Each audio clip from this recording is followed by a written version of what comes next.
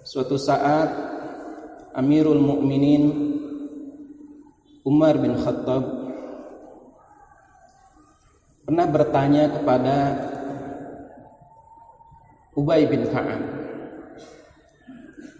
Pertanyaannya adalah, wahai Ubay, tahukah kamu apa itu takwa? Kemudian Ubay bin Ka'ab ketika ditanya seperti itu, dia kemudian balik bertanya kepada Umar bin Khattab untuk menjawab pertanyaan. Wahai Amirul Mukminin, pernahkah Anda berjalan di atas jalanan yang penuh dengan duri? Kemudian Umar bin Khattab menjawab, tentu saja aku pernah berjalan di atas jalan yang penuh dengan duri. Lalu kata Ubay, apa yang akan Anda lakukan? Apa yang Anda lakukan ketika berjalan di atas jalan yang penuh dengan duri?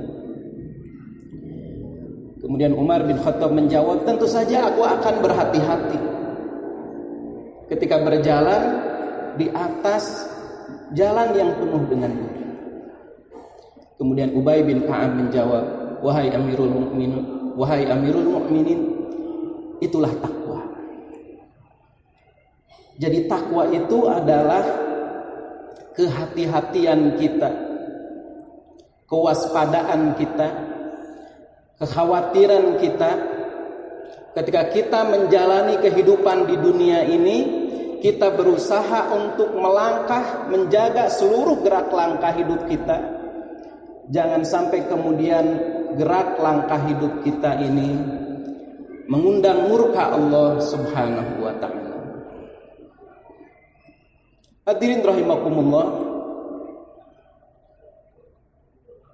kita seringkali diingatkan tentang ketakwaan ini.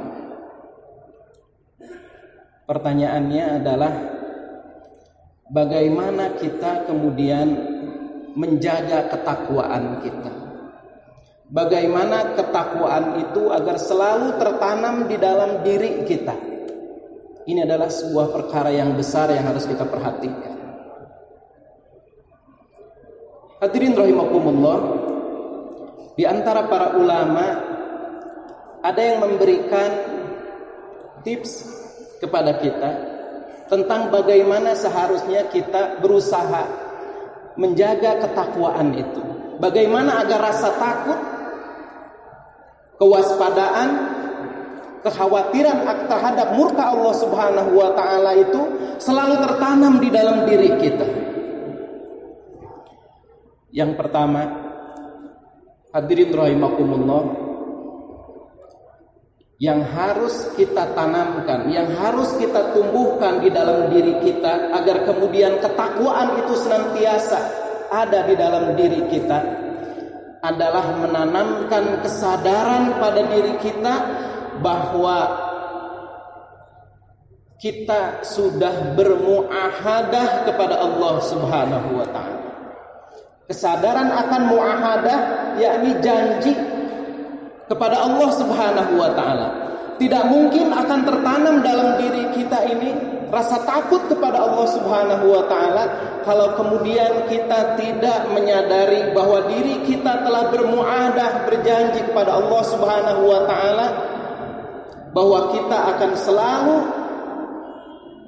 tunduk patuh menyembah hanya kepada Allah Subhanahu wa ta'ala. Tidak ada sesembahan yang hak untuk diibadahi kecuali Allah Subhanahu wa ta'ala.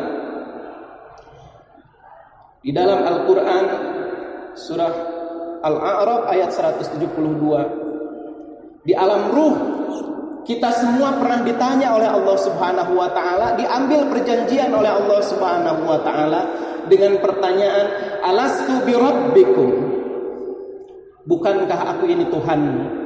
Qalu, kemudian kita semua menjawab, bala syahidna, benar, syahidna, kami bersaksi, kami menyaksikan bahwa engkau adalah Rabb kami.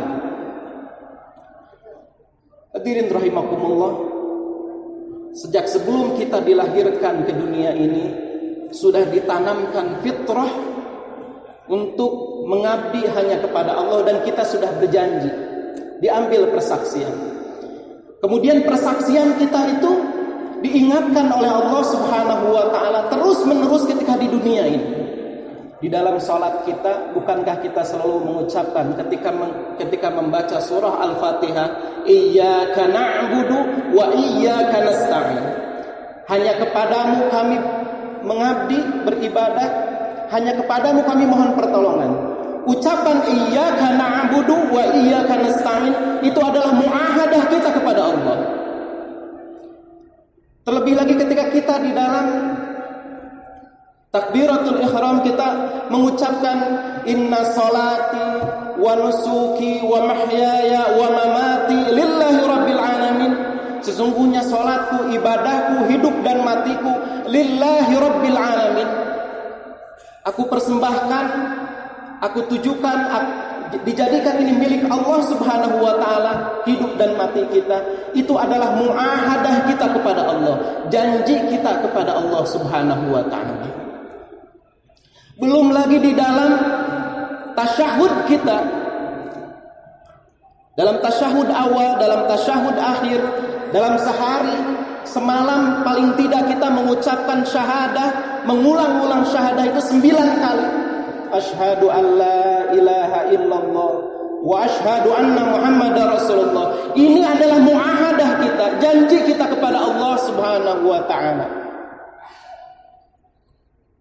Hadirin rahimakumullah, kalau kita menyadari muahadah ini bahwa kita ini terikat, dalam bahasa kita manusia keseharian, kita terikat kontrak dengan Allah Subhanahu wa taala, bahwa kita ini mengakui Allah Subhanahu wa taala sebagai Rabb kita dan kita senantiasa beribadah kepadanya, maka seharusnya tumbuh ketakwaan itu di dalam diri kita. Sadar kita ini bahwa terikat dengan janji kepada Allah Subhanahu wa taala.